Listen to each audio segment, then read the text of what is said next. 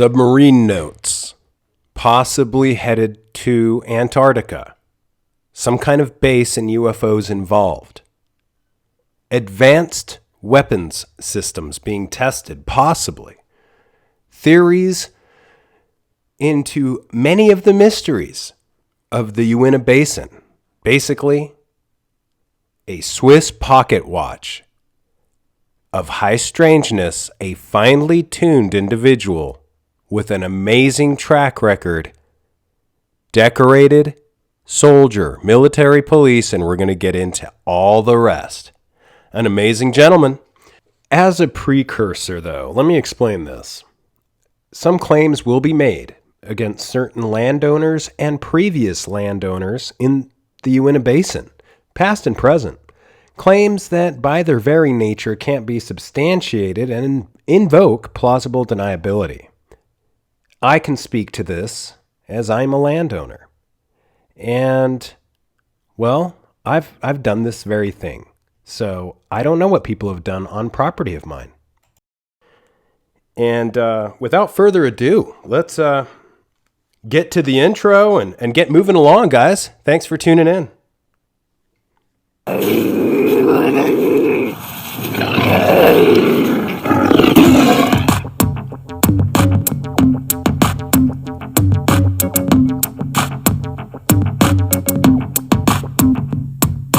Come blast off in my time machine.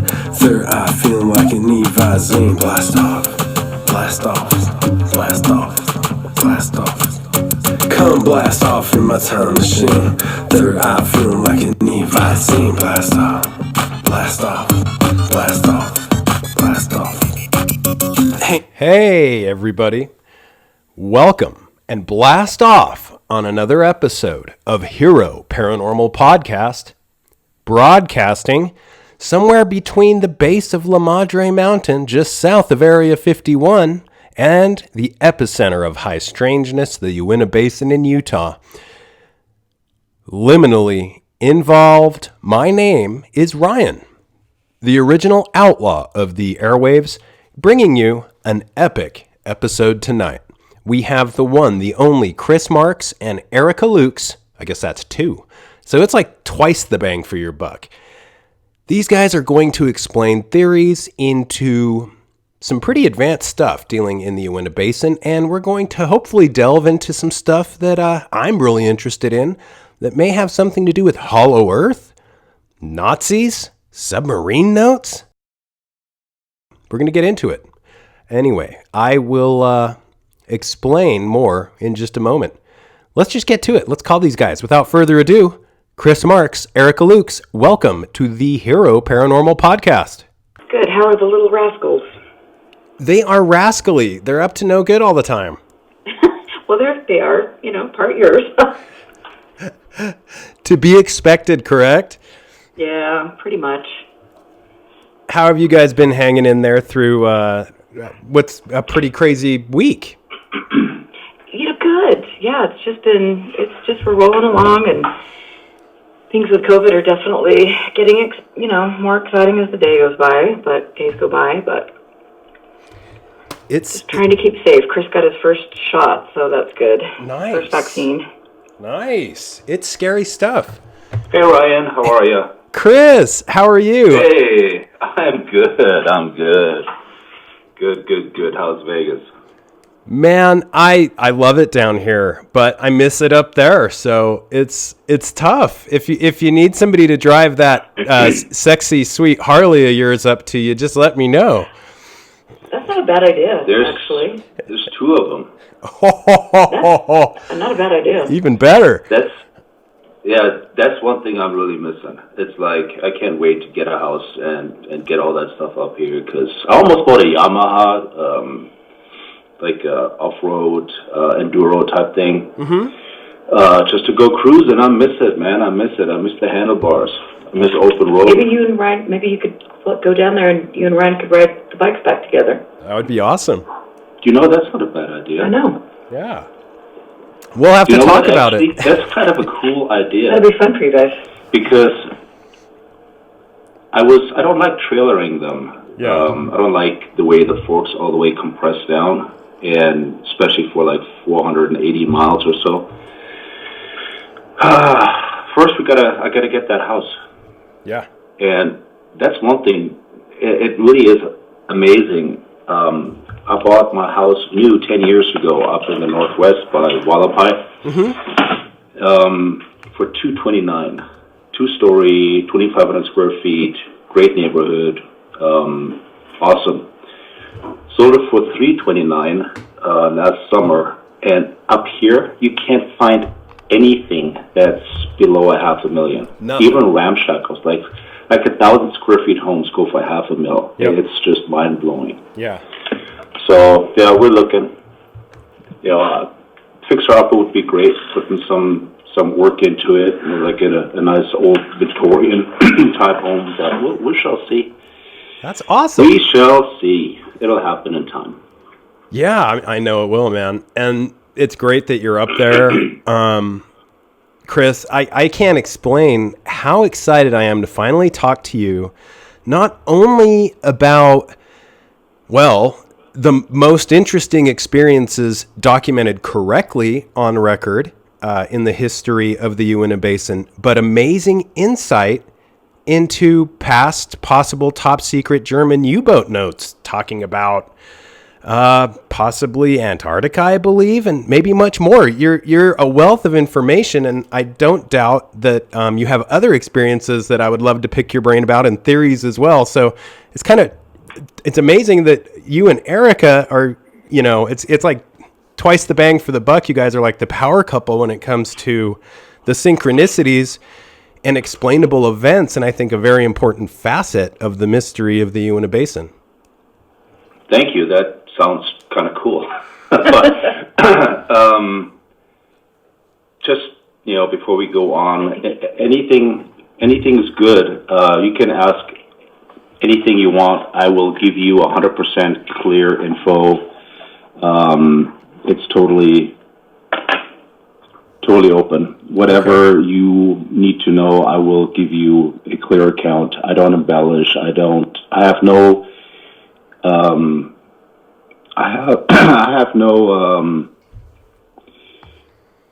horse in this race as far as like I'm trying to make connections or I'm in this for gain or whatnot. I'm simply wanting to tell the story as it occurred. I'm currently working also on a documentary that I'm doing, a book form. There will be 2 books. One that will simply show the journey from getting hired on and how that all happened. The second one will contain reports that I had written over the years, original reports. And I've taken probably upward of like 800 or so pictures, 1,000 pictures, and I will make those available. So I just want to tell, there's so much being talked about this place. So much lore, so much myth, embellishments. For crying out loud, now we have a second season of another reality TV entertainment show that deals with it.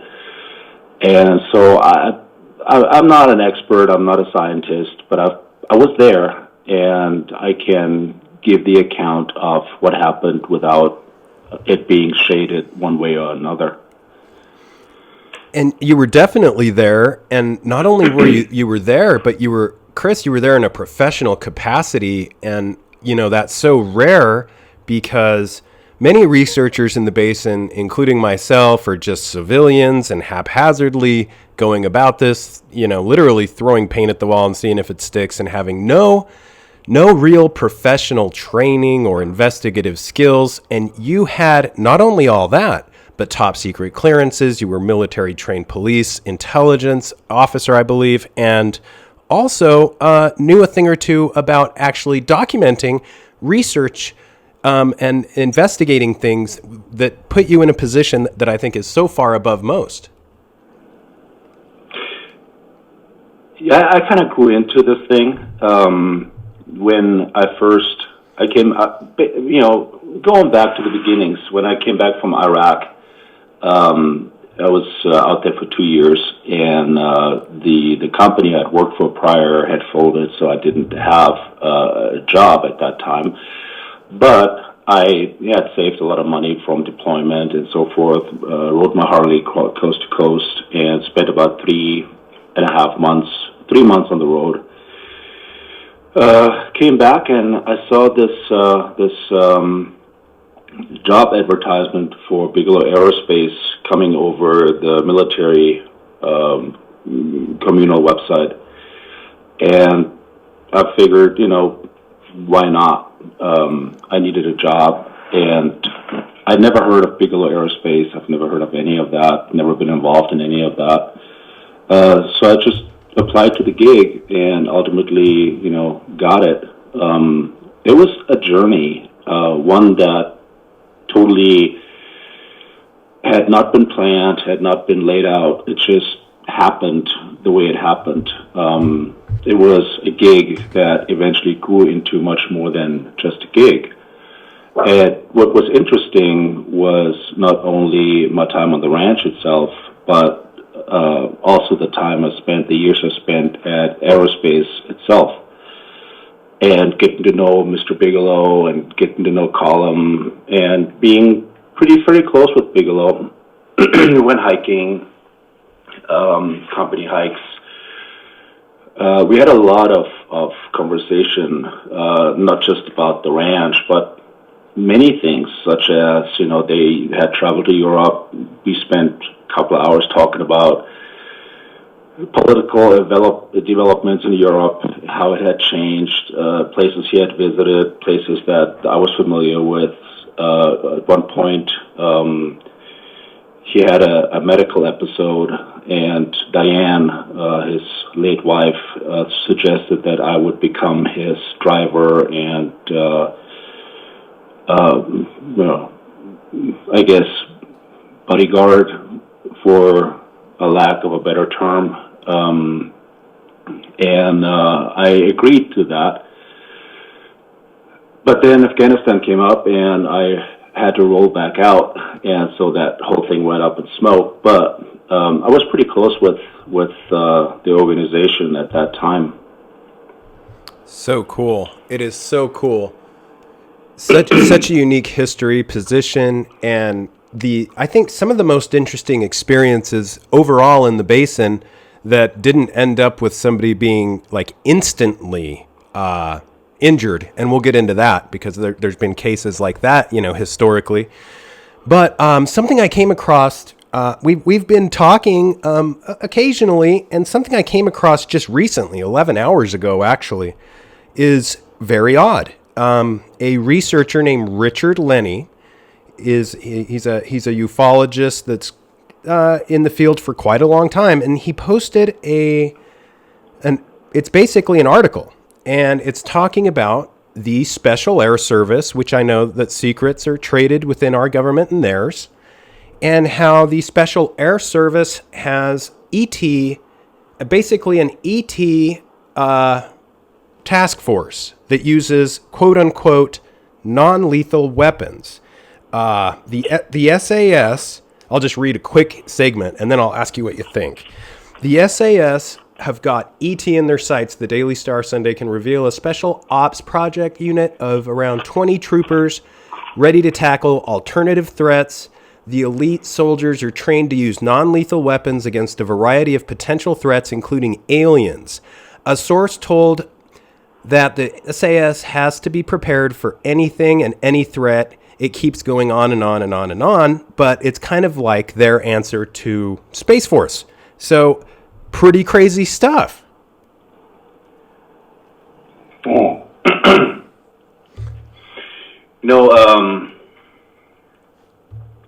I have seen airborne elements that I can explain twice. Mm-hmm. Once in New Mexico, many, many years back, where it was a formation of maybe 5 flying objects that came across the horizon, and I was at the time was in law enforcement. Me and another deputy sheriff were sitting side by side, parked side by side, talking window to window. And my partner had seen them first, alerted me to them, and they were almost like flying in a linear formation type, and then enacted some really weird maneuvering that seemed physically impossible. I mean, they moved in a zigzag type manner. There were no rounded movements. It was all zigzaggy type of stuff at a very, very high speed. And we were just at the right place, right time to really observe that close above us. The second time I saw a huge disc-shaped thing that hovered in Arizona when I came back from Rio Verde. It's a long, dark, deserted desert road, and this thing just hovered. However, having said that, I'm very cautious to use the terminology extraterrestrial, which is later on what I did on the ranch as well. I observe these things, but I try not to make a conclusion. I don't know if this is extraterrestrial. I don't know if, all I can say is in the purest form, they are, to me, UFOs as far as unidentified flying objects. If they're, in the end, terrestrial or extraterrestrial, I really can't make that determination. I don't know. Especially after my 6 years on the ranch, which was the longest period of time that any BAASS member had ever spent up there, a lot of things come into question. And a lot of the technology that has been developed in the last 20, 30, 40 years, I think is coming at this point to the surface. Interesting, I've heard a commercial by an Israeli company that is promoting a new device. It's supposed to replace the iPod. It will beam music, video games, books, movies, anything straight into your brain without the need of headphones. So there are no headphones. It just goes straight into your brain, and it is beamed in a way that nobody else around you can hear it. It's just you, and you can program this thing to where it follows you, where it can be stationary. And when I first heard that, I thought this is cannot be for real. And then I researched it, and finding out it actually is for real. It exists, and they are planning on rolling this out next year, Christmas. So it's commercially developed. It's just another, basically the iPod 2.0. So there are a lot of things that have been developed, that have been put out, that many years ago we would have said were extraterrestrial, because, we didn't have a better explanation for that. When back in the day, when there was lightning, it was Zeus throwing down lightning bolts from the clouds, because we couldn't explain what lightning was. So I'm very cautious when it comes to classifying things. I tend to stay away from it. What I like to do is just observe and document the best I can without trying to stay clear of the many rabbit holes of trying to put an explanation to it, because in the end, I really can't. And there is so much conspiracy and so much talk, and the ranch is a perfect example for that, where anything that we deem out of the ordinary becomes something paranormal or extraterrestrial. And I think that is by design. That is how it's designed to be.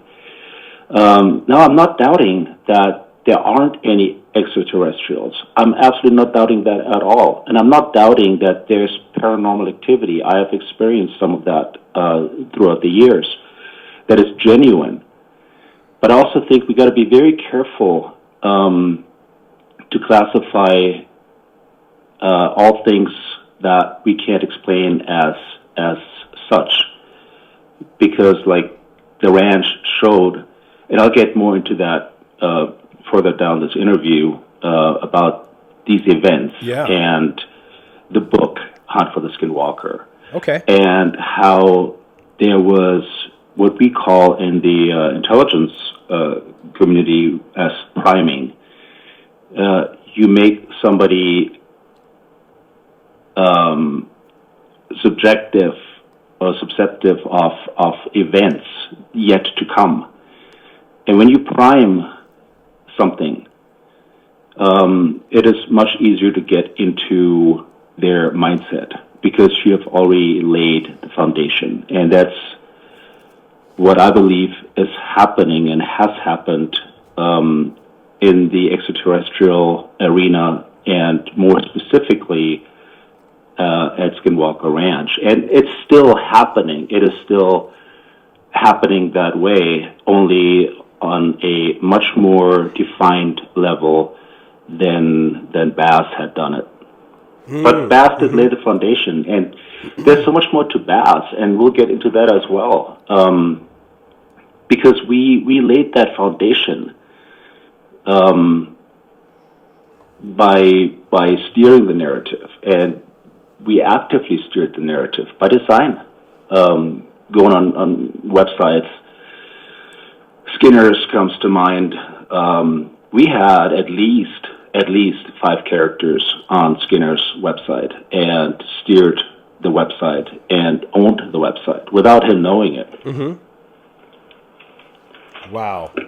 Yeah, it's a fascinating history. Amazing stuff. And I agree with you, Chris, 100% on the ET moniker and phrasing for the phenomenon. ET is just overused, in my opinion. I know we disagree on many things the way human beings should.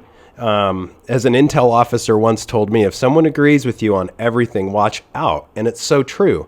Getting back to BAASS and some of that, I wanted to read really quick, just going to the what BAASS is and all of that. But really quickly, I wanted to read something a little more in this article to get your opinion of it, because it's a little bit odd. A source told that they had to be ready for anything, is where I think I left off. And that includes anything from terrorists to human bioweapons, where someone has been deliberately infected with a deadly bug, all the way through to alien life forms. And I know it sounds bonkers, but the SAS train for capture missions for every threat.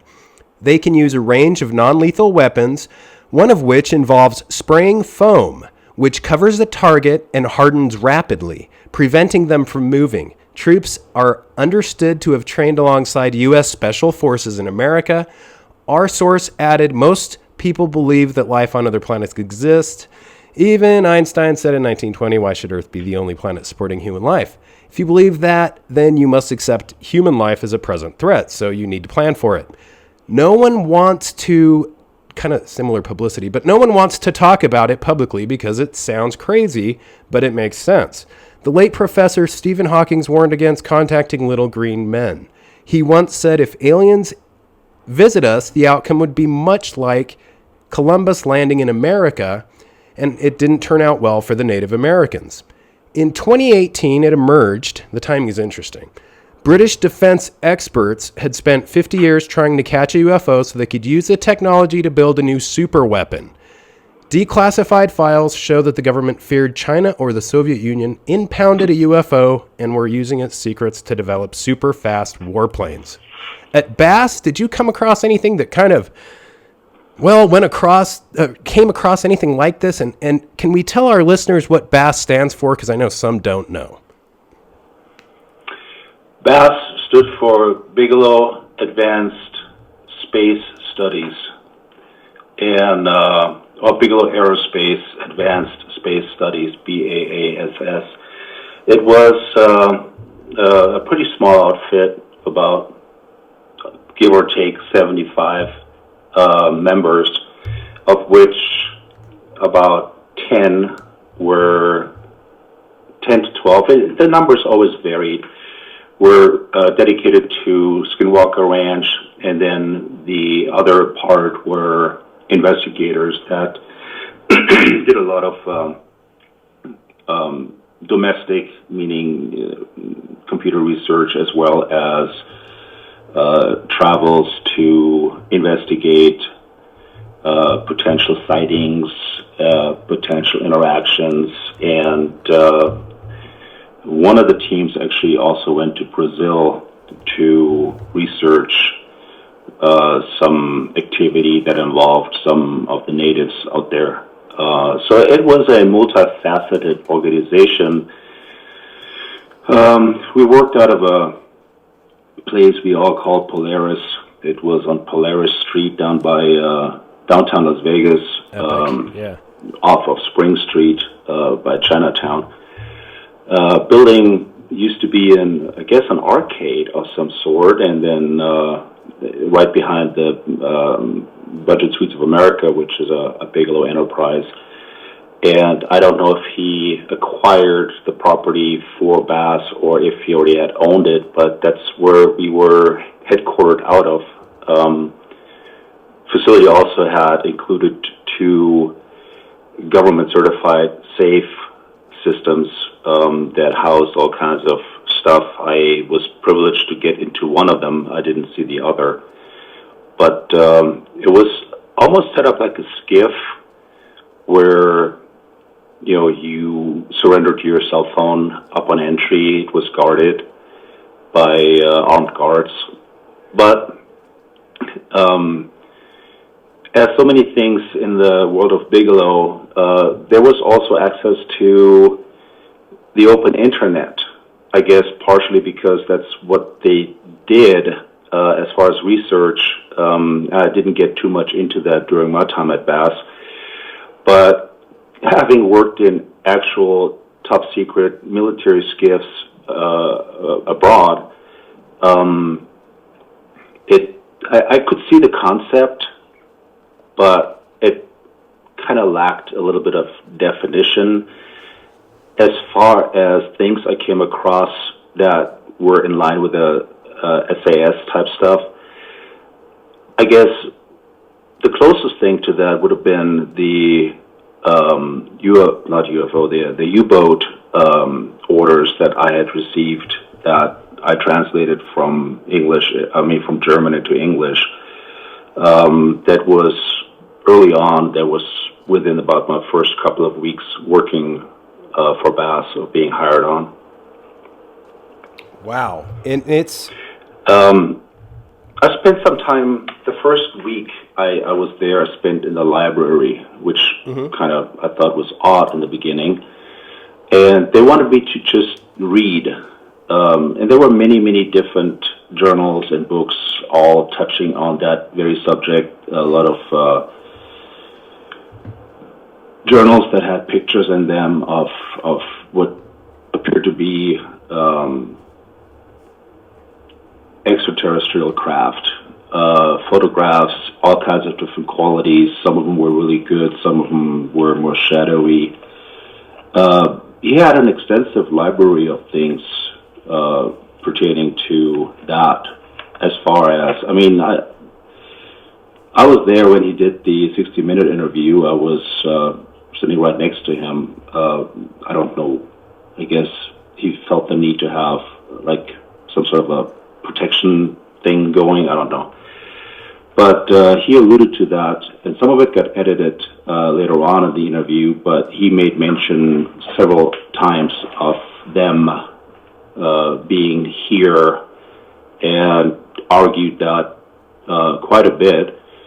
But I think parts of that later on, when the actual show aired, were edited and stuff was cut out. So, I did hear about that. I did, to some extent, read about it. But, again, I don't know.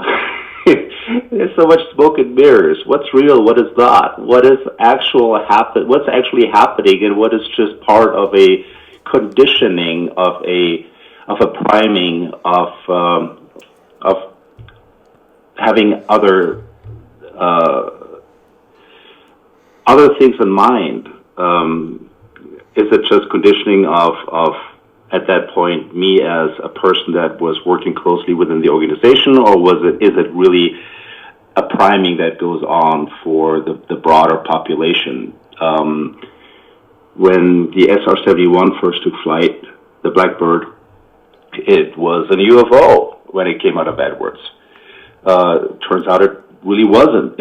It was, a new aircraft that nobody had seen.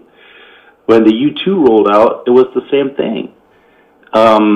When the first drones rolled out, it was UFOs, it was mass sightings. Well, no, it was actually, turns out, drones. So I'm just very cautious. Do we have a need for a special forces unit that tackles stuff like that? Absolutely. But it's just such a broad spectrum that it's so hard to comment and be realistic about it without making conclusions, without falling into the rat trap of ongoing rabbit holes. Mm-hmm. Mm-hmm. And there's a lot of them. I agree with you on that. And definitely, when I first heard of your experiences, the most fascinating experiences you had, other than being met at gunpoint at Bigelow Aerospace, as far as researching and translation, included those notes about a Nazi U-boat mission possibly showing a belief in a hollow Earth theory, maybe, or other world of sorts that might be seriously pushing the envelope of science and the military, and kind of pushing the envelope of the military operations, which segues quite well into the theory that there is military involvement in the Uinta Basin by possibly multiple agencies and even countries, and the possibility that the scary reality, really, that they are pushing the envelope. And you may have some information along those lines. I agree with you. I think there's more and more evidence showing up that the ranch, as we know it, and you know it, you have property nearby and you can overlook the property, and standing up at the gravel pit looking down, it is, without all the stuff that BAASS had leased onto it, it's like a 680 acre property. It's not all that big. It's square in its setup. It's got clearly defined boundaries, the river to the south and the mesa to the north, and then you got Eastgate and Westgate and pasture in between. Talking to people that it was during my time while I was on the ranch, we did a lot of research that did not just encompass the ranch itself. We would go out and talk to locals. We would go to neighbors. We would be a clearinghouse for anyone that wanted to call us and share information and wanted us to research and investigate events and incidents that happened. So I was not just on the ranch, I was all around as well, going all the way down to Duchesne. And I've had the honor of talking with one of the ditch riders. For those that don't know what that is, it is a government position of a person or persons that keep and regulate the water irrigation canals, making sure that nobody's stealing water on watering days or off watering days, and also keeping them clear of debris and so forth. His name was Jerry, and when I met him, he was in his 50s, super cool guy, and we talked, and he mentioned almost on a sideline that he grew up there, and my eyes kind of got big. I was like, what do you mean by that? He goes, well, when I was a kid, my family lived at the Homestead 2 complex. That's where I spent many summers. So cool. I'm like, what? Wait a minute. You lived at Homestead 2. I said, yeah, I spent my summers at Homestead 2, and it's more than just one building. And I worked on the ranch, the cattle ranch. We had cattle. And so I asked him, said, wasn't that scary? And he looked at me almost bewildered. He said, scary, why? I said, well, all this stuff. He goes, there was nothing. It was a ranch. It was a cattle ranch. There was no extraterrestrial, paranormal, whatever you may want to call it. There was none of that. It was simply just like any other property in the basin. It was a cattle ranch. That's what they did for a living. And he absolutely denied having ever experienced anything out of the ordinary. In all these years, he grew up there, and he was, I think he lived in Roosevelt. And there are plenty of others that I had spoken with, and then with Erica's research, we actually started digging into this more deeply, and Erica developed a lot of different sources that she spoke with, and we did a lot of trips up to the area to interview these people. And Erica took the helm on that, and being the researcher that she is, she's like a pit bull. My God, when she's got her teeth in something, she won't let go. Mm-hmm. But we spoke to so many people that had been there, grew up there, had businesses there, respected people of the community, a lot of Mormons, and there was always this consensus that all this stuff started happening 1995-ish, 1996-ish, when all of a sudden it became this paranormal central hub in the United States. And based on that, and based up on a lot of the other research that mostly Erica has done on this, and then Keith Basterfield and Jack Brewer and other people that I hold in high regards, and then some of the sources that I spoke with after departing BAASS. I talked to Bigelow. I met other people from the BAASS team.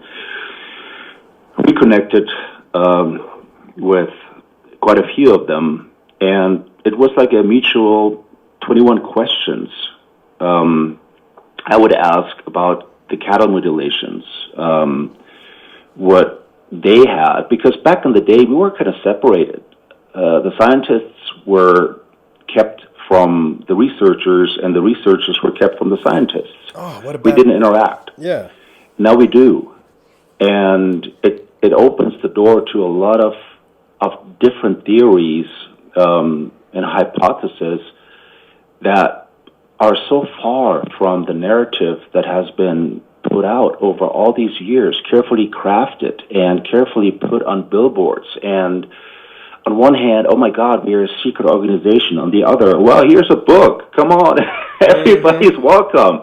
I mean, at some point I considered putting up a hot dog stand by the gate, because we had people from as far as Japan and Europe and the locals, and it was like the big Disneyland attraction. It was like Space Mountain. Mm-hmm. So the more I learn about it, and it's an ongoing process, the more I have developed a theory that, yes, you're right, there is involvement of tech companies that have vested interest into that property. I believe now more than ever that Bigelow was the landlord who subleased the property to whomever was willing to pay the share. And why not? I mean, here you had a place that was kind of isolated, but then again, not too far out there.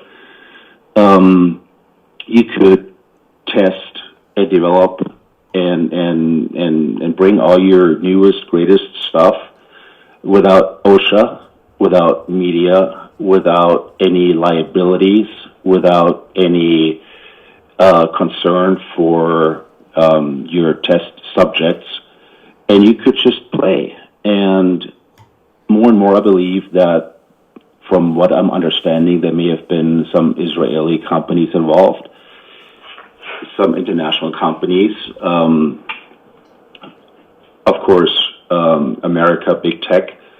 And over the years, they were able to have, and it's funny because they mentioned that a lot, especially Knapp and Company, when they talk about a living laboratory. And it's so funny when you listen to the language of these people, like Knapp, Corbell, and all the clan there. They tell you what it is. You just got to listen because they're so eager to tell, and they tell so much. They put it in. It's like that certain ingredient in the pudding. It's the narrative that they steer, but they're always putting some of the reality mixed in with it.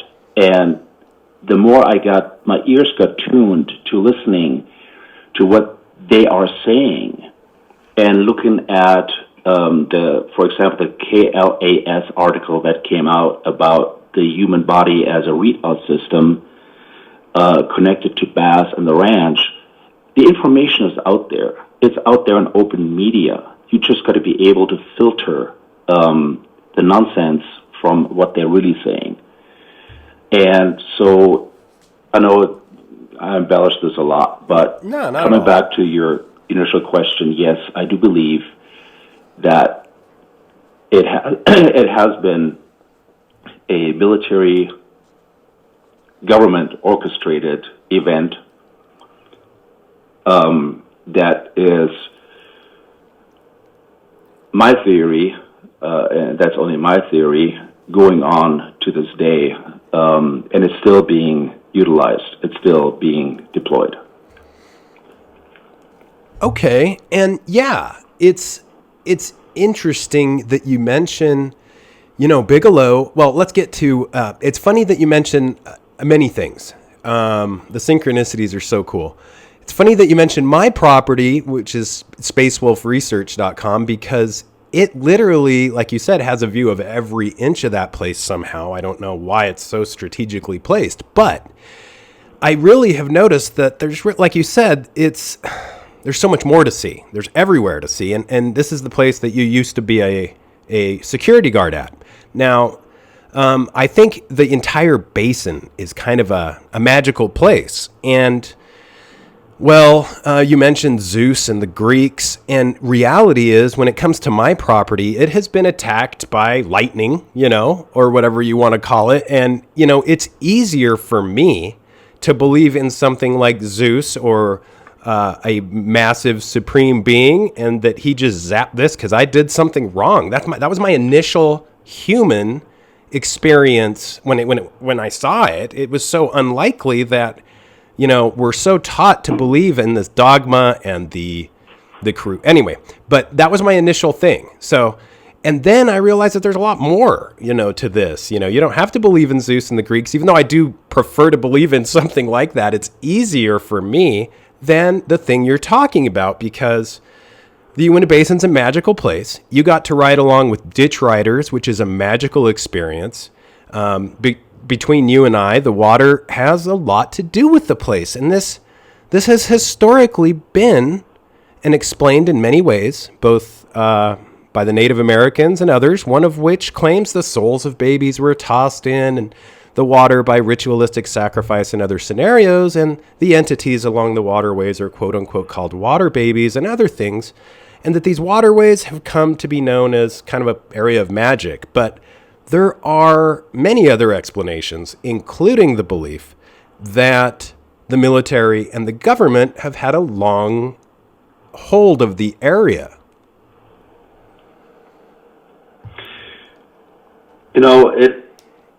What I find interesting, if you go out to McCoy Flats, there is a NASA structure.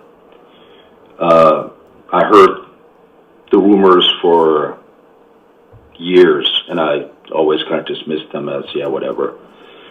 But last fall, Erica and I went out there and actually we stumbled across some coordinates. And since we go out there quite a bit anyways, we figured we'll just go and look for the coordinates and see if we can see what we see. Lo and behold, that was not a rumor. There is a concrete square that measures probably 25 feet by 25 feet that has a contraption in the center of it that bears the NASA seal. There are actually several of those on this platform that show a NASA insignia, and it's not counterfeit. This is real. So I'm thinking it seems to be some sort of a transmitter station.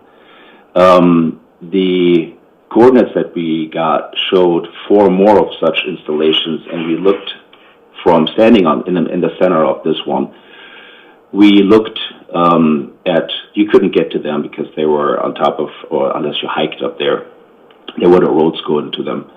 But there were antenna setups, arrays of antennas that were in the other 4 locations that were depicted on our coordinates map.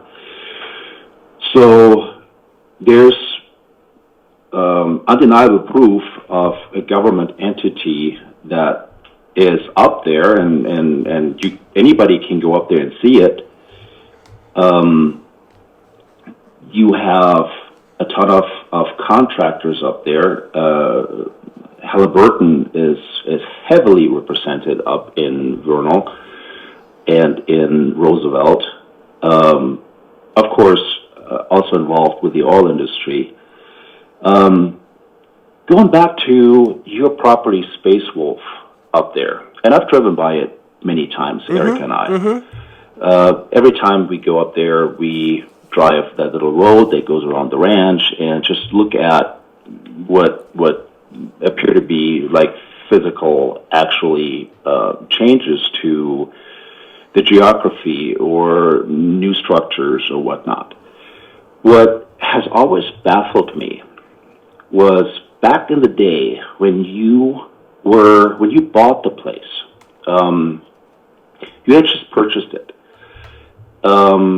At that time, I was still communicating with Brandon Fugel, the now owner of the property. And so I sent him a text and said, hey, did you know that Ryan Burns is buying and developing a place that has literally 80% of view of everything below, everything. And he texted me back saying, yeah, I know. What baffled me about that is that with all the monies that this guy has, that he didn't jump in, because if I were conducting whatever he's conducting, I wouldn't want somebody that has a bird's eye view of my land, but he didn't seem to care. And then back in the day, I was still talking to Skinner here and there, and so Skinner contacted me and said, "Oh, I told Winterton and the boys at the ranch that you were planning on." I guess that was before you purchased it, and he was met with the same nonchalant type attitude, like they didn't care. And it gave me something to think about.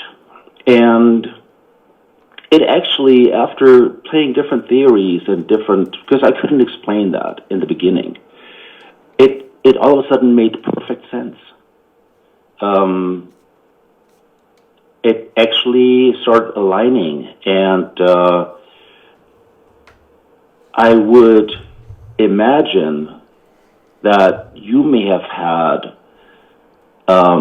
chameleon-type experiences and events at that place while you were up there, thus expanding the stage from the ranch itself to properties that are surrounding, and there's quite a few of them.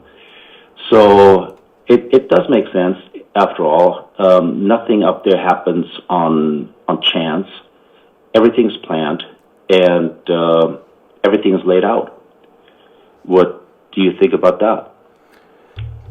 Yeah, sometimes controlled opposition is the best opposition. And there's so many theories. And it's odd you mentioned that, Chris, because I reached out as well. I reached out to some folks and said, hey, just so you know, this place is for sale. You guys should probably buy it because, like you said, it has a bird's eye view of absolutely everything. And I'm interested because of that fact. And I did state that, I was going to try to play as nice as possible, but holy cow, this is a passion project for me and very interesting. And I wanted to be a part of it, but I didn't want to step on any toes. And like you said, there was very little pushback. So I don't know. There's so many theories. And the epic, bringing something you mentioned, the epic scenario of, well, there's a lot going on. That area used to be a very popular hangout / makeout spot. And, for security purposes and liability reasons, it's no longer kind of open to the public. And so maybe that's a benefit. However, what I have noticed is that there's strange things that take place. There's an oil rig, which is the closest one, at least to what is quote unquote this, natural formation. The older guys used to call it UFO Alley. It's a big basin in the basin. I don't know what to call it. It's the path of the shapeshifter, or the Yinaldushi is if you follow the legends. So. And it goes from dark canyon to dark canyon because everything is as above, so below, right? And there's big arguments about which dark canyon. You know all about this. So the best neighbors might be somebody who has similar. I don't know. I really don't know. And it does bother me now because have had many experiences up there as you have, but they're not as well documented. And at least back in the day, I want to discuss some of the amazing experiences that you were able to document and your theories, among other things, about what could be behind them.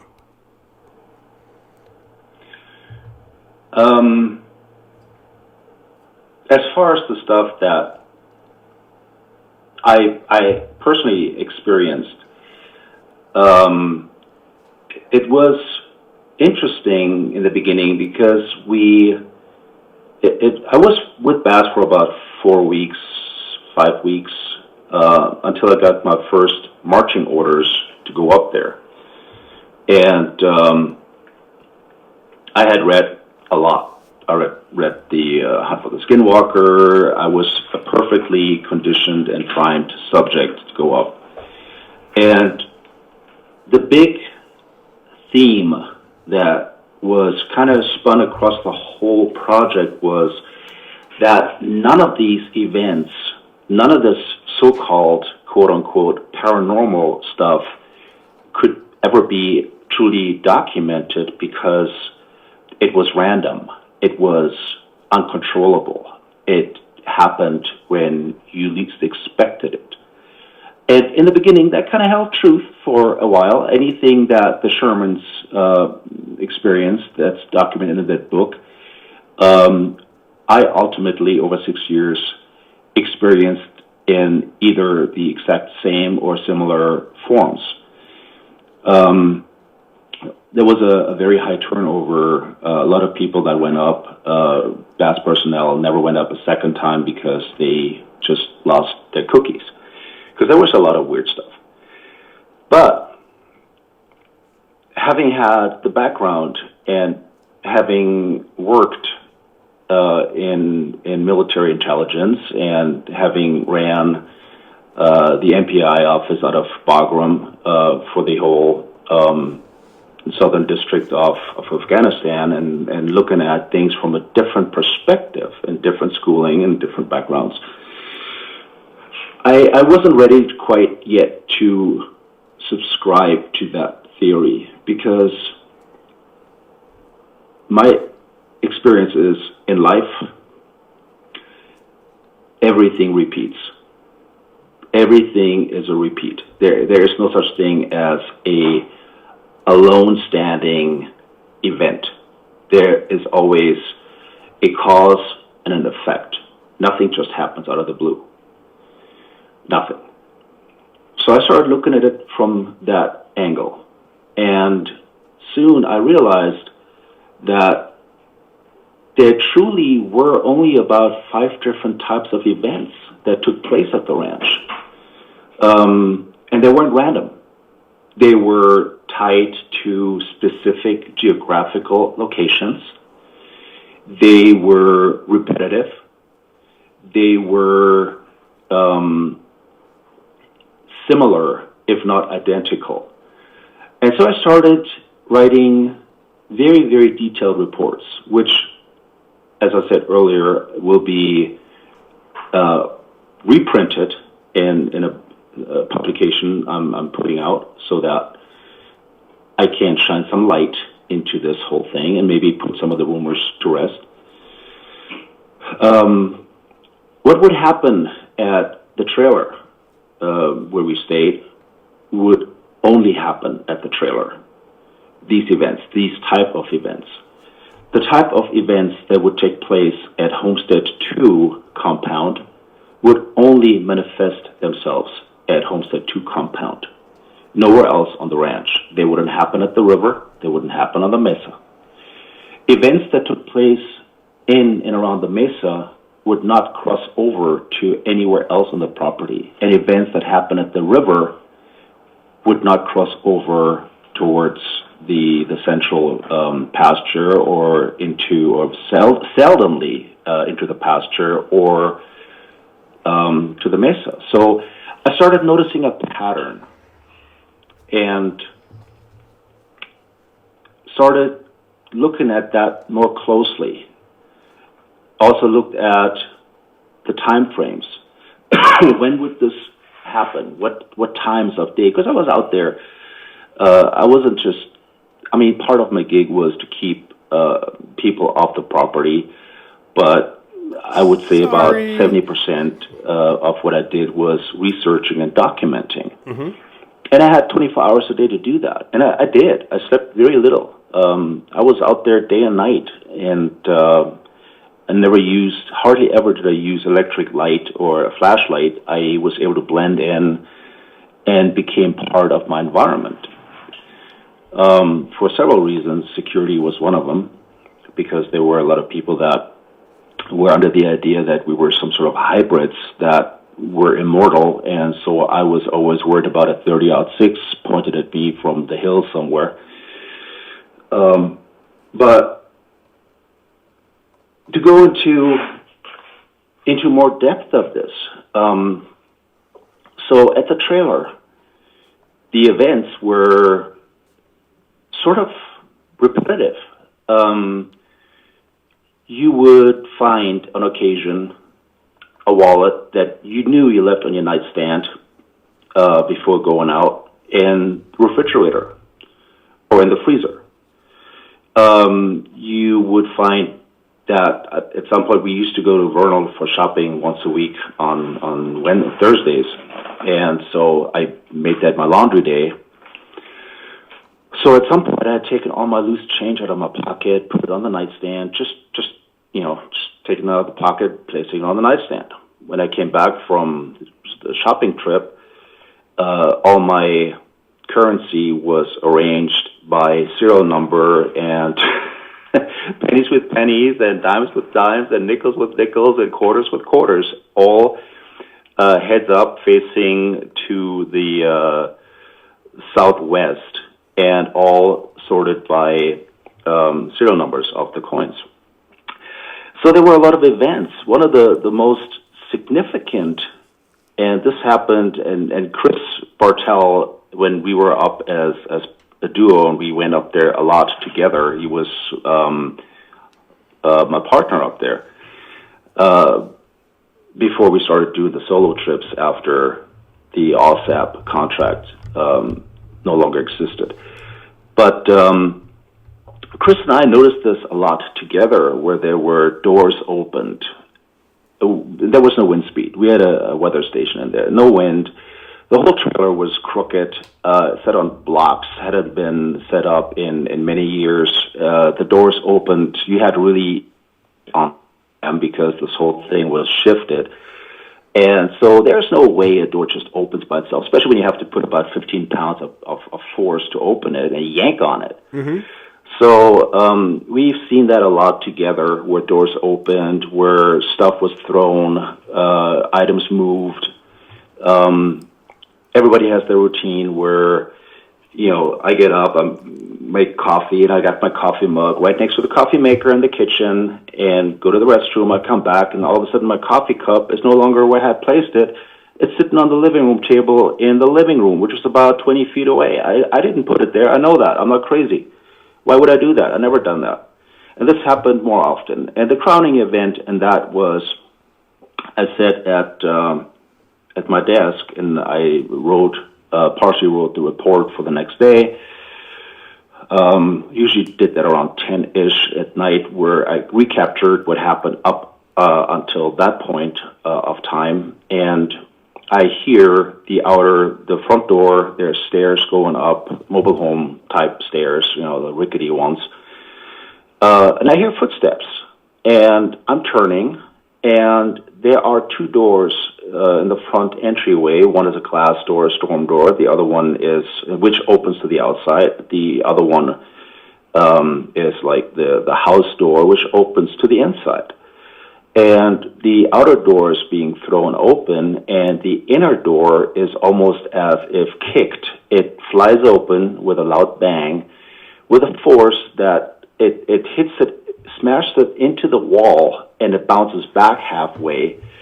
There are distinct footsteps in my house as I'm sitting behind my desk, and not only footsteps, but the trailer used to, because it's sitting on blocks, and it's got a very specific sound to it, a creaking. It creaks differently in the living room than it creaks walking through the kitchen, and it yet creaks differently when you walk towards the washer and dryer and rear exit area. Very distinct sounds. And because there was no support for the floor, it also gave way where you could feel somebody walking. It kind of, like walking on a hollow surface, it kind of gives way a little bit. And you could feel a person walking. You could hear the boots, sounded like heavy boots. And you could feel the creak of the floor. And this individual entered front door, walked behind me, walked through the trailer, the living room, the kitchen, and then exited the back door. And then I could hear footsteps walking on the wooden deck behind the back door. Sure. And the individual then walked down the about 8 stairs off the deck. So it was a clearly audible experience. And I immediately, of course, when this all took place, I sat there going like, what the hell is happening? Sure. And I looked at my weather data, and the wind speed was 2 miles an hour. So there was nothing that could have caused any of this. And I picked up my camera, which is always within arm's reach of me, and I looked for any kind of residual, trying to capture any kind of residual energy, and there wasn't any, which then led me to expand on that experiment where I set up my camera on a very long shutter speed by Bigelow's bedroom, facing the entire trailer length, capturing the living room, the kitchen, and the hallway towards the back area, and randomly, in black and white, took about 500 or so pictures, different times of day and night, remotely controlled. And my shutter speed was probably at about 15, 20 seconds. So it was wide open. I used a 56 millimeter lens, which captured the trailer perfectly, and had my white balance set to perfection. And over the 500 pictures, I started seeing things. I started seeing what appeared to be like a shadowy movement in some pictures. I could see where some items with background were blurry while all the others around were not. There was something that from time to time was present in that trailer that I couldn't see with my naked eyes, but my camera, with the settings that I had dialed in, could. I could identify what it was, but I could identify that whatever it was not stationary. It was mobile, and it blurred out different things. And usually that happened in a series of about 3-4 pictures. So I started really giving that some thought. Also, strange lights that happened. Then there were apparitions that took place within the trailer. Most notably, there was an old Native American male that looked as real as me looking at Erica right now, that appeared out of nowhere. And he was there for a while. I was doing dishes, and I just felt there was a presence. I turned around, boom, there's this guy standing there in my living room. A lot of these weird things that only specifically happened at that trailer, nowhere else on the ranch. Disembodied voices could be heard at Homestead too. One of the weird things, my dogs, I had, Bella, Ruka, and Max, later on William, whenever I went in that area, and I spent a lot of time in that area, they almost appear to be playing fetch with, all three dogs would sit there and look with their tags, their tails waggling, looking up at something or somebody, and all their tongues hanging out, and then it seemed like all three all of a sudden would charge, running after an object, and whichever dog got there first would pick up this invisible object and return it back and drop it. All the body movement was identical. The only thing that was missing was the person that threw the stick, or the stick itself. And sometimes they played this game for 15 minutes, sometimes for 5 minutes. So these were all very specific events tied to very specific geographical locations, tied to very specific times. And more, the whole theory of, you can't document because the paranormal is random and it doesn't like to get photographed. And on that note, I wonder how many people actually knew that there wasn't a single working camera on that property. The ones that people took pictures of that they theorized were security cameras, I bought them off Amazon for like $14.95 a pop and got reimbursed for it. One of the very few things, because Bigelow's stingy. They had 2 AA batteries in the back and a red blinking light to create the illusion of it being cameras. The whole ranch was one big illusion. It was a mind screw. It still is. There was no surveillance. None. Zero. We had some game cameras replaced, But before they could be placed, Bigelow himself had to give the thumbs up, and he dictated where they could be placed, between what times they could be placed. Well, I broke the rules quite often, and I placed them where I wanted to place them at times that were not authorized. And I did catch some interesting stuff. Wow. Gotta know. So the more and more I took those pieces and looked at them individually and then combined them, the more I formed a theory that these things were not random, that they were very well structured, that they were going for very specific test results. To back that up, in the first couple of years I went up there when we got back, and that was just not just me, that was Chris Bartel and others. We went into debriefs with Colin Kelleher and Robert Bigelow up at Park House, and they could last anywhere from half an hour to 2 hours. And in the beginning, especially in the beginning, it always baffled me, the questions. So I would basically, the way it would roll is I would give an account, and they would have my printed reports in front of them. I would give an account, oral account of my deployment, and then they would go into specific questions. And the way and what they asked was what really kind of got me. So another event, and this is specific to Homestead 2,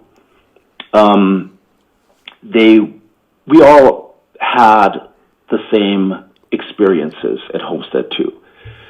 Erica was able to get reports going back way beyond my time before I started, and we read through those, and it's the same thing happened there at 2010, 2008, 2005. Different people, same effects, same events. So one of the side effects of being in the area of Homestead 2, and I started measuring it. It's about a 50 feet radius around the central building at Homestead 2, where physiological effects kick in, or can kick in, often kick in, such as nausea, vertigo, migraine-type symptoms, overall confusion, extreme emotional mood swings into depression almost, disorientation, up to diarrhea. So a lot of very specific physiological changes that you did not have when you left the trailer, that you experienced typically within about a 50 feet radius of the central building. Mm-hmm.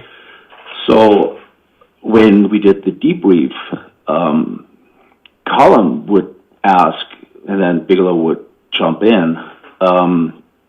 They weren't asking me if I had seen anything or my surroundings or if there was anything out of the ordinary when I started experiencing these symptoms.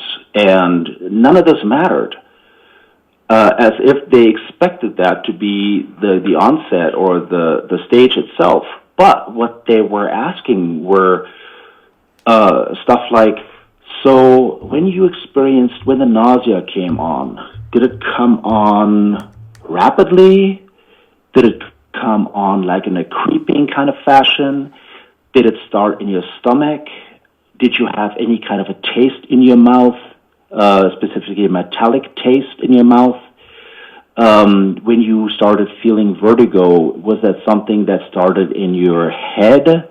Was it something that started somewhere? Was it like an overall body experience? Tinnitus. When did you start hearing tinnitus? When did the ringing in your ear coincide with the onset of nausea, or did it come after, or did it come before as an onset to the nausea? Did you throw up? When you threw up, what kind of throw up? Was it solid? Was it liquid? Was it like phlegmy? Did you feel a nose drip? It was specific physiological medical questions. Not ever came it up that they asked, so did you hear a loud bang or did you see anything? Or none of this mattered. It was strictly detailed medical questions, of which Column took notes. If you combine that with later on where Bartel, me, and we identified 5 others were flown to Reno, and I am 95% sure, Chris Bartel is 100% sure, were picked up by Kit Green at the airport and got MRIs done on a Sunday afternoon at a clinic that was absolutely rinky-dink, looked like something out of Hostel, where the person that picked us up and conducted the MRI scans was clearly not organic staff. He was a rent-on type person, and a contractor who operated very differently than you would expect your typical MD to act. When we went up there, we were told that they wanted to see if our they call it the antenna, the caudate. What is it, Erica? Yeah, how connected you are to the other. What? Caudate putamen. Oh yeah, putamen. Caudate putamen. I'm not a medical guy, but anyways, it is supposedly the part of your brain that directs emotions, physiological effects. Also, the part responsible for putting hormones in your system is the part that runs the fight or flight, contributes to anger and violence, fear, aggression. So we were told that they wanted to see if the caudate was somehow affected by our close interaction with the paranormal. Because Chris and I were out there always, and we wrote the reports detailed that documented a lot. And so I guess that's why we were chosen, because we had the most interaction with whatever it was that was out there. So I looked at the specific medical questions that we were asked by Column and Bigelow. It was not something where you could say, you know what, not doing it. We both had mortgages to pay, and not doing it would have cost us our jobs, and that would have put me back on unemployment, so I really didn't have a choice. I was kind of in a stranglehold by RBT and company. So there wasn't much option there. And looking back now and having read Robert Guffey's Chameleon, which I've talked to Robert extensively about the book after I read it and picked his brain, the parallels between Chameleon and the setting that he describes in it are mirroring the ranch setting, sometimes to a T. It is amazing. And they came out at different timelines, so very amazing. And Robert Guffey is not quite really that familiar with the ranch, so these projects are entirely independent from one another. But yeah, so do I think, more than think, that there has been private and government entities involved in the so-called living laboratory at the ranch? Absolutely, I do. Absolutely, I do.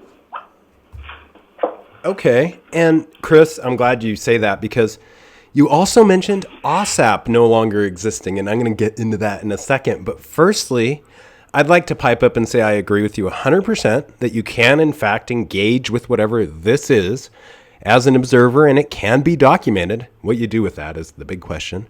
And secondly, having run military operations, do you believe someone who has had wartime experiences is possibly more prone to these type of experiences, technology, or non-corporeal entities? I don't really think that it plays a lot into it. I think the difference is, I mean, I was in civilian law enforcement for years before I got into the military stuff. And yes, I mean, one thing, and you got to keep in mind also that out of all these people that were up there, I mean, for Bigelow, the requirement to work for aerospace or BAASS was that you had to have 5 years of either civilian law enforcement or military in order to even, sign the application. However, out of all the people at the ranch that I worked with, I can't speak for the ones prior to me, but I was the only one that actually had actual combat experience. Mm-hmm. And I was the only one that had also a fight or flight experience. I was involved in a deadly force incident in my civilian law enforcement career. And so I kind of knew how I would react to things.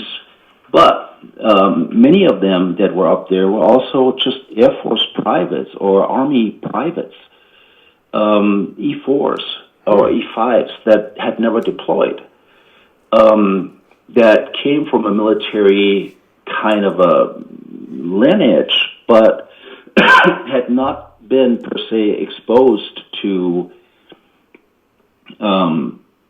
violence in that type, shape, and form.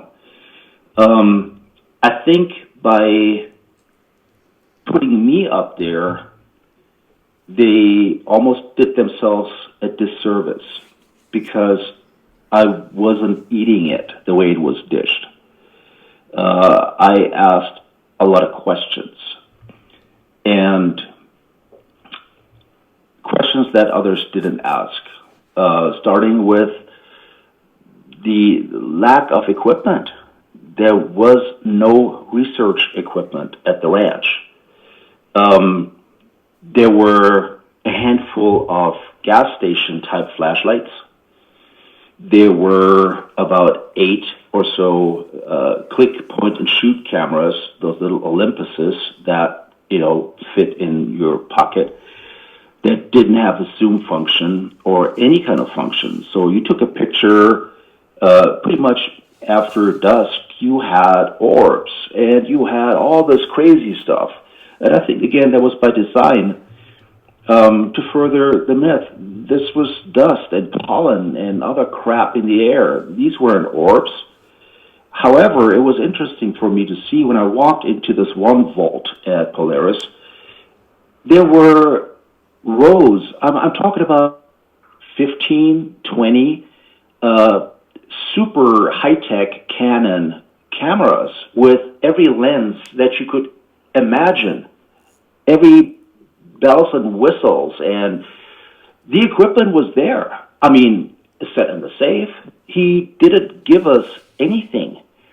There were some stationary game cams that were probably like 1980s.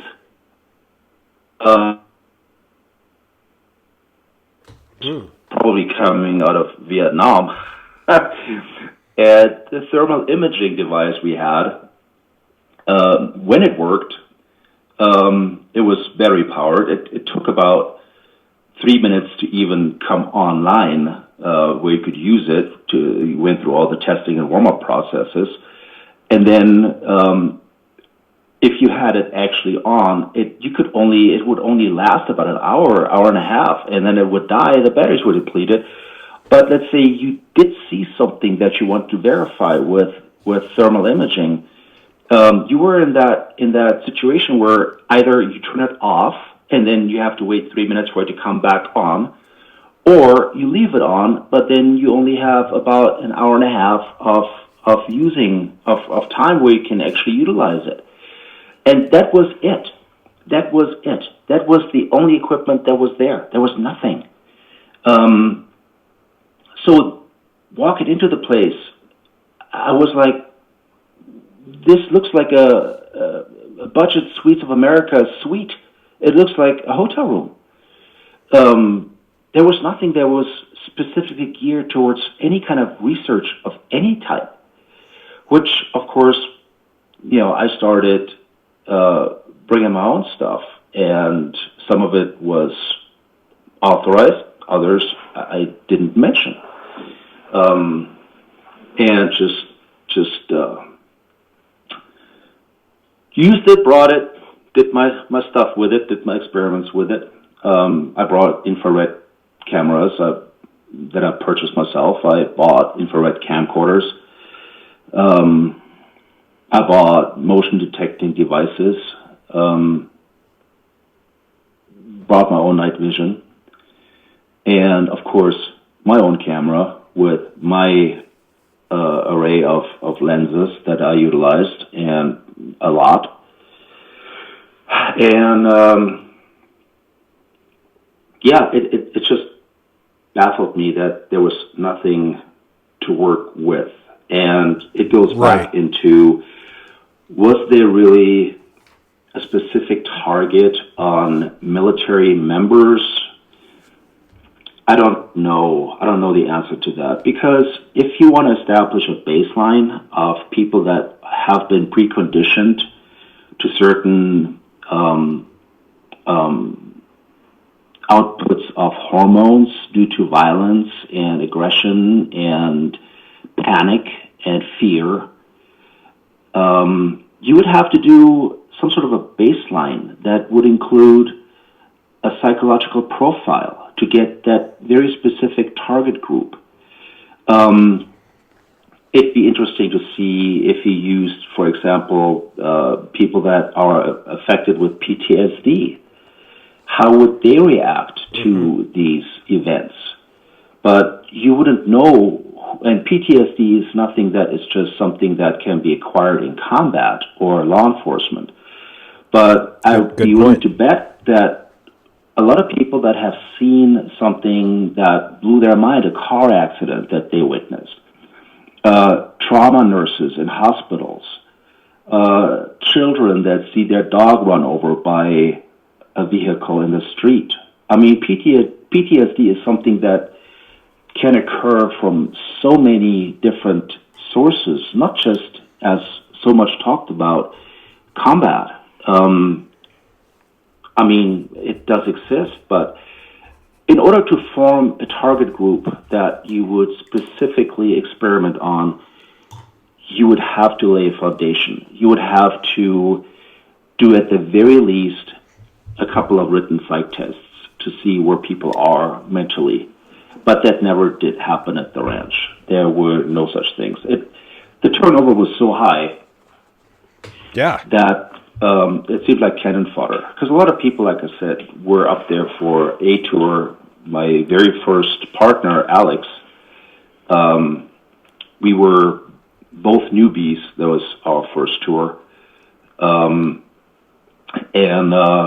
he, after the fifth day, he would lock himself into his room, and he wouldn't come out. He would hysterically sob and cry and scream, and at some point he came out and rolled up in a fetal position in the living room and was begging to leave.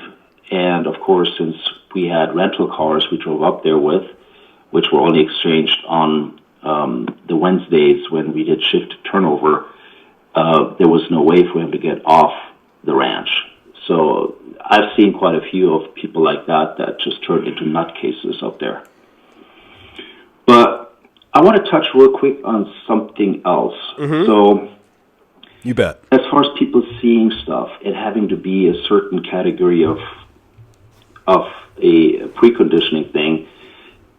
Erica was up there at some point and started taking pictures from the gravel pit perspective looking down. And that was after the Fugal regime had taken over up there.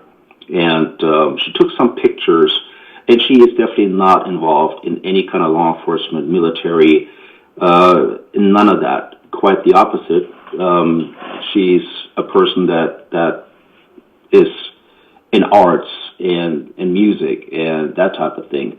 But I want to let her tell you real quick the stuff that she had photographed that was later on looked at and dismissed. But I'll let you take that from there. Yeah. So, like Brian, I know you and I have experienced some interesting things in and around that area. So I went there one night. I just interviewed Junior Hicks, and I decided to. I have a friend up in the basin who I've been documenting he and his family's experiences for years and things, and he just gave me he said this is a great place to go and look and see what happens there. And so it was a kind of a stormy night, and there was a lightning storm rolling in, which was amazing over that area. It's such a beautiful area. And I noticed that it was dusk, getting darker, and over by the old homestead, I noticed that it looked to me like there was some sort of mist that was forming, and I kept trying to, could it be due to A, B, C, and D, and rule out possibilities, and it appeared to, this mist kind of doubled and came over towards me and then around me, and when that happened, the temperature got really low, and there was just that electrical feeling. It was like all the sounds were muffled, and that happened for a good period of time, and where it would just go retreat, come back, and then I noticed above the Skinwalker Ridge that there was a bright amber orange sphere, like you've seen those as well, I know. Could it have been ball lightning? I don't know, but I watched that and then watched another one appear below it that seemed to have some sort of almost like an electrical current going between the two of them, and they were hovering there for quite some time, and so just very, very interesting types of things. And again, is that man-made or is that something that is paranormal? I don't know. Or is it a natural phenomenon of some sort? It was interesting. You know how it always is up there.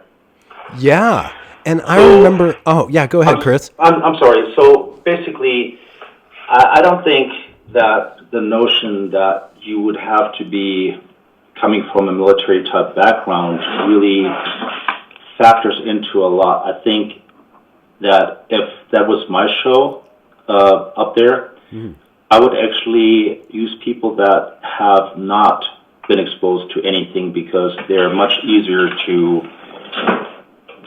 influence. But I think the problem is, though, and this is where I just have to step in here, and I disagree with Chris, That's good. 100% on this. I mean, I think that you definitely did have military personnel, we know, on the ranch, and I think that they were, knowing some of the studies that Kit Green has been involved with, I mean, they were looking for specific types of people who did perhaps have maybe were a little bit more exposed to things that would be fearful, like you would be if you were in combat, and they're trying to develop these technologies that can influence them, and so they needed a different set of group to do that on, and so I think that that's kind of what took place while the OSAP contract was up and running, and so like I said, you look at Kit Green's work and you look at the people he surrounded himself with and things, and it's quite interesting.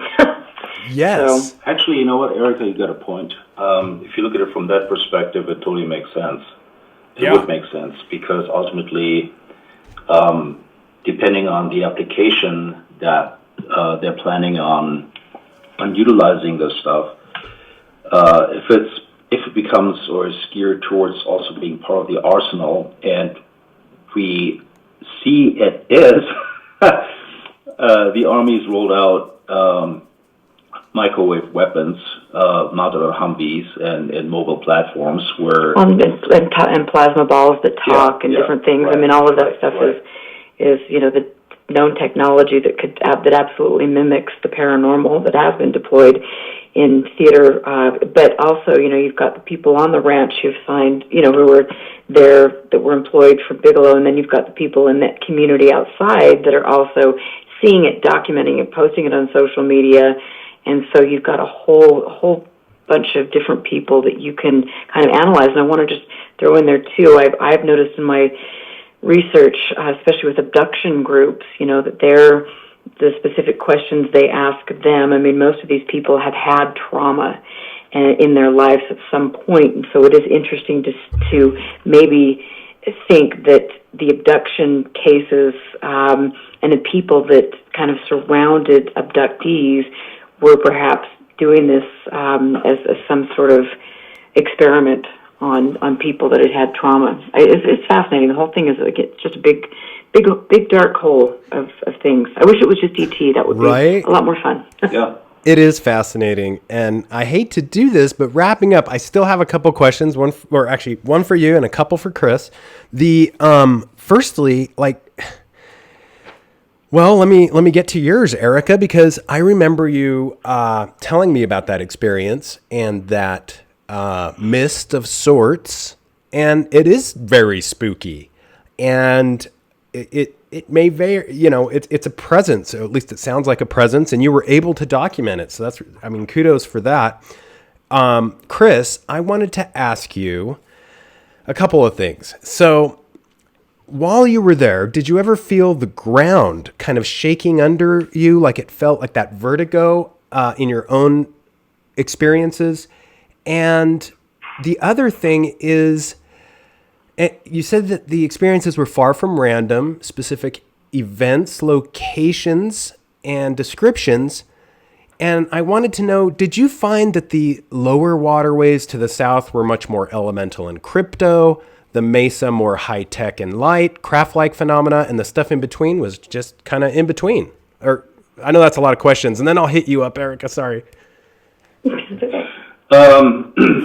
There were vibrations, not very often, but I have experienced vibrations in the ground, which were sort of like, a very low-key earthquake type thing, event.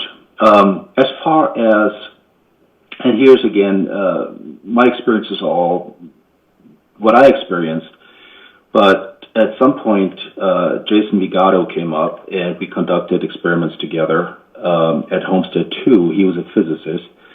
And what we did was within that 50-meter circle of Homestead 2, we would daisy chain 8 laptops. And they would be geared up to measure electromagnetic pulse. And we did this experiment for about a week straight and did different locations within that roughly 50-meter circle. And the experience was always the same. Turn them on, and nothing would happen for anywhere between 20 and 45 seconds, a minute. And then there would be some sort of a spike that showed up on all the different screens that was off the chart, and all computers would shut down simultaneously within a fraction of a second. You could barely see.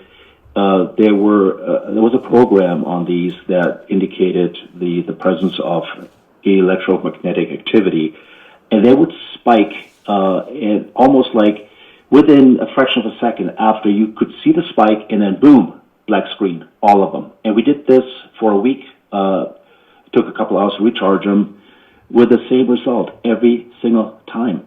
I had compasses, electric and manual compasses. I always carried them, spin like helicopter blades at Homestead 2, and started spinning to the point where you couldn't even see the dial anymore. They just started spinning out of control.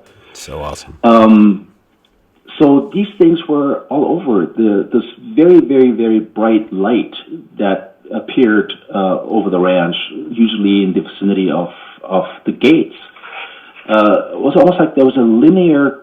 I mean, the dirt road between East and West Gate is, you can almost draw a straight line, got a couple of curves, but they are kind of opposite of one another geographically and geometrically. And this light, which was so bright that I've read about, I actually wrote about it, where I could see the bones of my hand. Of course, I closed my eyes. I could and shielded them with my hands, and I could see bone fracture, and I could see even foliage through my closed eyes with my hands in front of my eyes. I could still see. It was that bright. Probably not very healthy. It has been experienced by people that are not Bigelow related, and it has been experienced by people that I have been up there with. Mm-hmm. So I would say that, to answer your question, that every event that took place up there was a high-level event. If that was the Nausea era and disembodied voices at Homestead 2, or this X-ray type device that was experienced between the gates, or if it was this creature I ended up calling Toby, who displayed no body temperature in the mesa, or the wolves to the south at the river. All these were very, very different type of events that were not connected, not interconnected, totally independent from one another, but I would call them all equally of significance. And there's so much more. We almost got to do it. There's so much more to talk about. I know. It's just, it's really hard to wrap up 6 years and all the stuff that has come out since and in an hour and a half. But it's just, looking back, it was just a mind-blowing experience. Man, I know. And such a better answer than I expected, which is starting to be what I expect. Such a good answer. Thank you, Chris. And Erica, I wanted to get back to you really quick and ask you a little bit about that mist, because I've been with researchers that we've seen mist and it's done things. And I also wanted to thank Chris about mentioning the wolves near the waterways, or what he named Toby, and some of this other stuff, because that's very interesting. Again, not random and specific areas, but Erica, the reality of what dabbles in our world, sometimes reaching through maybe a veil, may always elude us in the Uinta Basin, but the frequency with which this intelligence, no pun intended, dabbles is beyond measure. If I had to guess, I would say it takes place without observation, but exponentially less. I'm not sure. It seems as if the observer's very gaze may be kind of a harvest of sorts, and once filled, the phenomena disappears, disengages, or eludes pursuit at all costs. Our otherworldly quote-unquote friends, which people are pushing, may have ulterior motives that have been kind of put out there, and a very real presence under our very noses, not to use somebody's exact term, but the very planet we call home. Do you think that there is any part of that and this that you still believe could be a possibility, other than, that it's not all military? It's so hard for me, because I've like Chris and you, I've had experiences that I still cannot explain, but knowing all the people involved at Skinwalker Ranch historically and different things, I fully believe I don't think that there was ever any paranormal things taking place there. I think it was a psychological operation, and then testing, and they carefully used the native lore and ghost stories and different things to give that kind of a veil, so they could do this and get away with it. And so like I said, I know that there are things that take place we can't understand. Do I think the Skinwalker Ranch is paranormal in any respect? I don't. And I've come a long way. My thinking has changed 180 degrees. Yeah. And I wanted to say, oh my gosh, you had Barry Littleton on, and I loved hearing that and his experiences at ECETI, which, gosh, like Chris said, we have to go down a whole other rabbit hole because there's multiple places where multiple things are happening, and it is just wild. And well, anyway, I can't thank you guys enough. Be blessed out there. Stay safe, and I hope to talk to you both soon. Thank you so much, Chris. Hey, anytime, Ryan. That was very cool. Thanks for having us on. And it is my goal that I want to give, and I'm open for any of your listeners have any questions to reach out and contact me, ask if they need more in depth, or if I left something that I didn't explain. There's so much more, especially now we're talking the wolf story, and there's just a lot more, and I appreciate the opportunity to be able to just tell my side, or the side that I refer to as I have no interest in there's no gain for me other than just putting out what I observed. There's no connections. I'm not connected to Fugel. I'm not connected to Bigelow. I'm not connected to anybody. I'm not in the UFO world. I'm not any of that. I'm a guitar player, and I simply had the opportunity to be at the ranch when I was at the ranch, and to have documented and kept records of the things that I have experienced.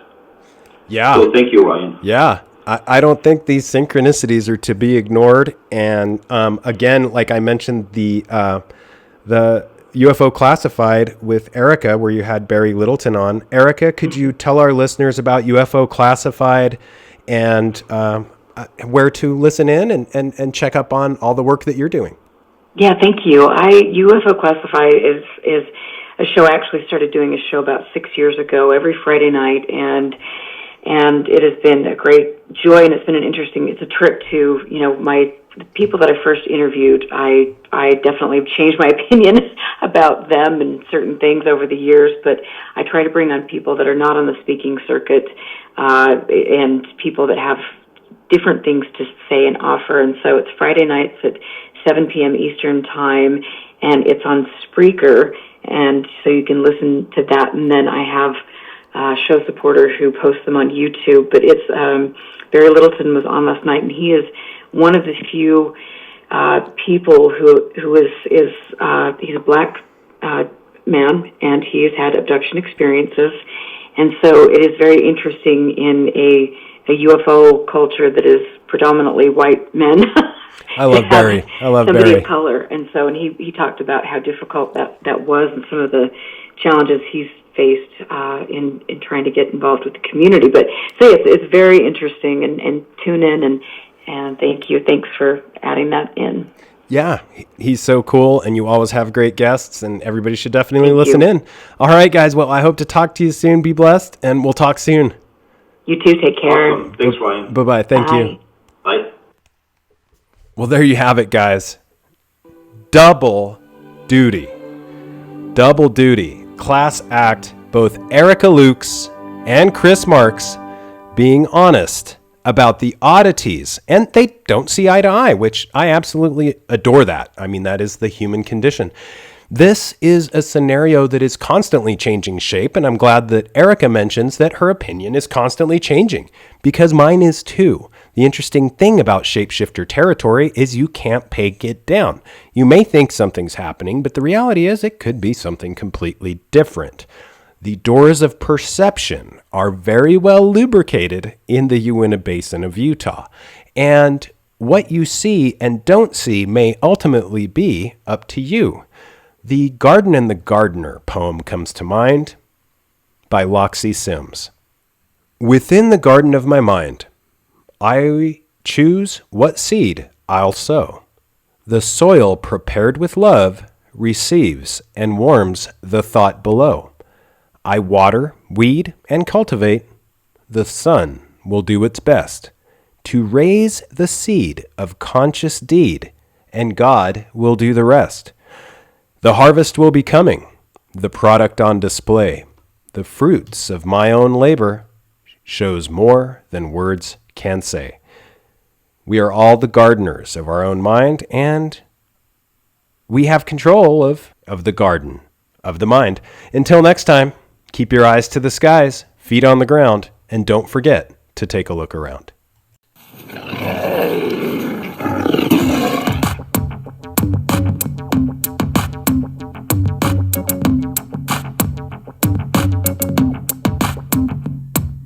Come blast off in my time machine. Third eye feeling like it need Visine. Blast off, blast off, blast off, blast off. Come blast off in my time machine. Third eye feeling like it need Visine. Blast off, blast off, blast off, blast off. Come blast off in my time machine. Third eye feeling like it need Visine. Blast off.